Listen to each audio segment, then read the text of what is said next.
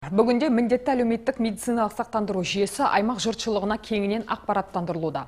Бұл денсаулық сақтау саласындағы жаңа реформа. Келер жылдан бастап халық жарна төлеу арқылы медициналық қызметті пайдаланады. Бұл жолы ақпараттық насихаттық топ өкілдері Шиелі ауданында болып, жұртшылыққа сақтандыру жүйесінің жаңашылдықтарын түсіндірді.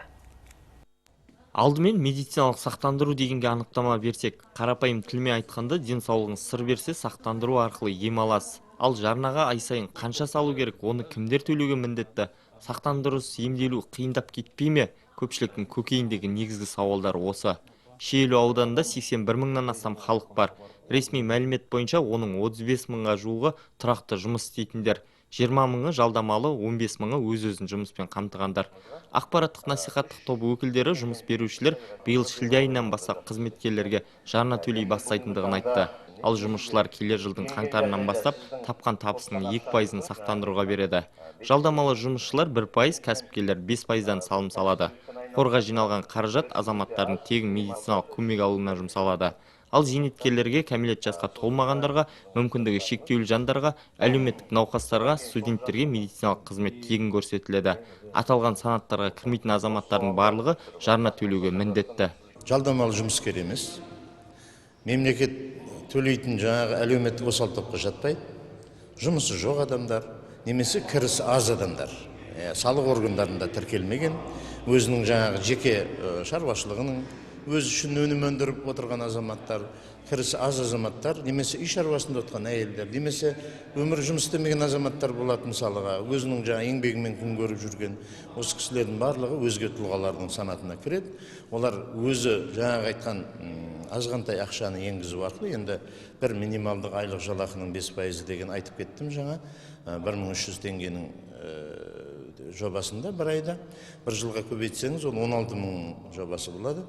Осылайша 2020 жылға дейін сақтандыру жүйесіне жарна төлеуге барлығы міндеттеледі. Ал талапқа бағынбағандар медициналық көмектен құр қалып, тіпті әкімшілік айыппұл салынуы ғажап емес. Бас ауыр балтыр сыздағанда сақтандыру пакетін алынбайды. Бұл біріншіден.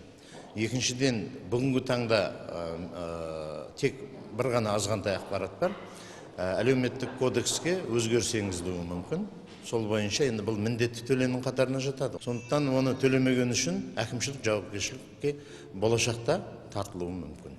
Тағы бір айта кетерлігі, кез келген азамат, яғни оның жарнасының бар жоғына қарамастан алғашқы медициналық жәрдемді тегін алады. Бірақ уақыт өте келе бұл қызметтің де кейбір түрі ақылы негізге көшіріле бастайды. Кенет жағдайда болған жағдайлардың бәрі, өмір бойы соған байланысты аурулардың бәрі үкімет тегін медициналық көмектің сол кепілдердің көлеміне кіреді. Ол 20-шы жыл болсын, 25-ші жыл болсын. Әрине ол көлем ертең төлемдер түсуіне байланысты азаю мүмкін. Кейбір көмектер жаңағы міндетті әлеуметтік медицина сақтандыру несіне жүйесіне көшуі мүмкін. Естеріңізде болса, 90-шы жылдың ортасында дәл осындай жүйе болды. Халық сақтандыру полистеріне қаржы салды, бірақ көп ұзамай ол түкке жарамсыз болып қалды. Мамандар бұл жолғы бағдарлама 7 рет өлшеніп, нақты шешім қабылданған жоба екендігін айтады. Бастысы әрбір тиын қатаң бақылауда болмақ. Жүйенің ертең қауіпсіздігі, ертең өз деңгейінде жұмыс жасау үшін бақылау органдар құрылған. Ертең оның бәрі түсіп жатқан төлемдері, ертең шығыстары, кірістердің бәрі қай бір азаматқа болса да қолжетімдігі болады.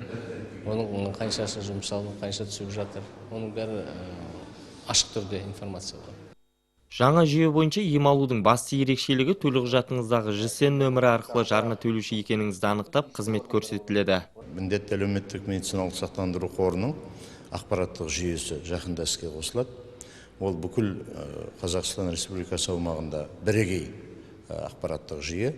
Онда мынау жеке сәйкестендіру нөмірі бар барлық азаматтар сол ақпараттық жүйенің ішінде отырады. Кез келген емдеу орындарына, профилактикалық мекемелерге жүгінген жағдайда иіннің негізінде 1 минутқа жетпейтін уақытта ол кісінің сақтандырылғандардың тізімінде бар жоқ екені бірден белгілі болады.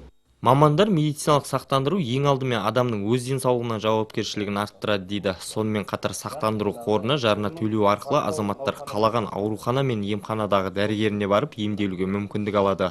Бұл бәсекелестікті арттырып, сапалы қызмет көрсетуге септігін тигізбек. Тажмұрат Әлжанов, Бауыржан Қожамұратов, Төрехан Қожахметов, Қазақстан Қызылорда телеарнасы, Шиелі ауданынан.